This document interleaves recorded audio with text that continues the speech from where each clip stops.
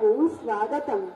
ధరణీపుత్రులారా, నేటి పోటీ ప్రపంచంలో మీరంతా ఎంతో ఆనందంగా మరెంతో ఉత్సాహంగా మీ వ్యాపార వ్యవహార విలాసాలలో నిమగ్నులై కాలంతో పోటీ పడుతూ మీ పరిసరాలను, పర్యావరణాన్ని, ప్రకృతి వ్యయ ప్రయాసలను విస్మరించిన వేళ భూమాత తన ఉపరితల వ్యవస్థను, అవస్థలను మనకు తెలియజెప్పవచ్చిన వేళ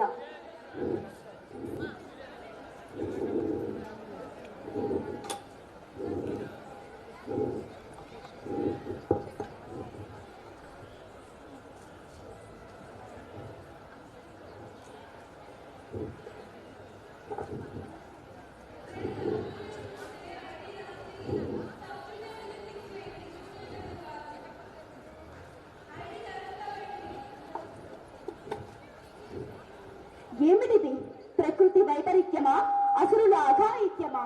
ప్రకృతిని పులకరింపచేసే పచ్చలహారం లాంటి అడవులతో, స్వచ్ఛమైన జల గలగలలతో పారే సెలయేరులతో, సమయానుకూలంగా తిరిగే గ్రహాల అనుగ్రహంతో, హాయిగా పంచభూతాలతో విరాజిల్లుతున్న నా ఉపరితలంపై ఏమిటి నిర్వాకం?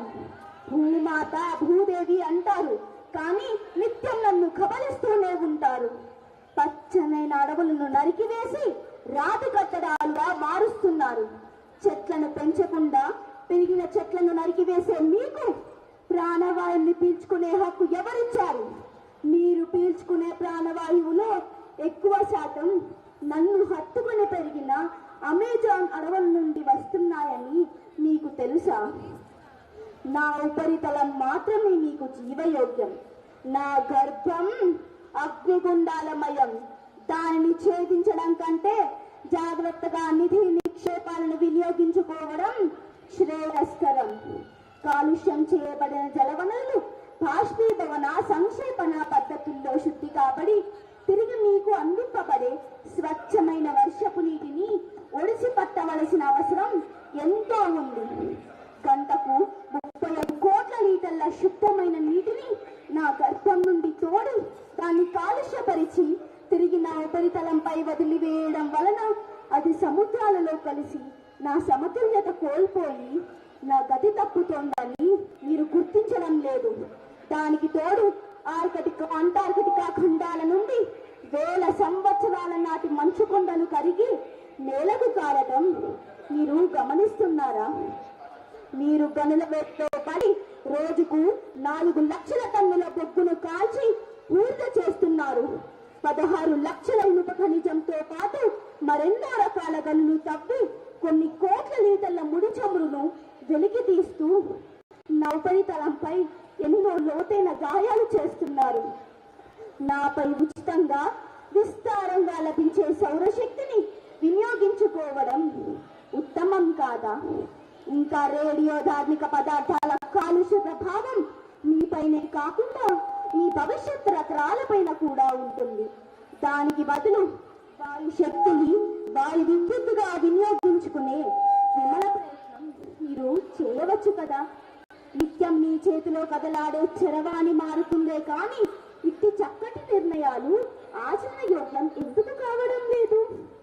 ప్రకృతి ప్రసాదించిన ఎన్నో ఉచిత వనరులను వ్యర్థం చేయకుండా వాటిని సక్రమంగా వినియోగించుకోవడం మీ తెలివైన యువతకు నేర్పండి.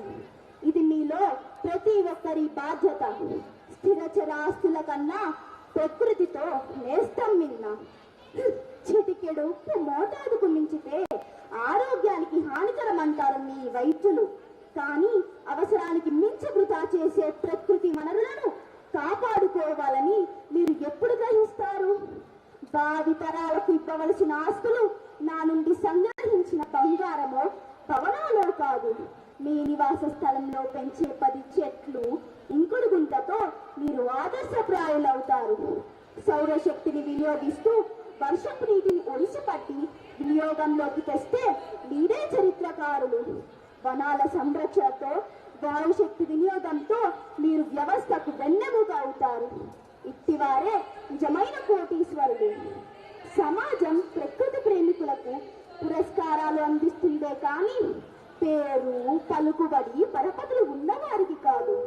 నేను నా మిత్ర గ్రహాలు శుక్రుడు అంగారకుడి మధ్యలో ఉండటం వలన నా గతి తప్పదు. కానీ మీరు చేసే కాలుష్యం అనవసరకాన్ని చాన్వేషణ వలన నా గతి తప్పుతోంది. ఈ విశ్వంలో జీవనాధారమైన ఏకైక గ్రహం నేను. నన్ను మీ భావితరాలకు భూమాతగానే అందించి ఆశ్రయం పొంది. సర్వే జనా సుఖినో భవంతు.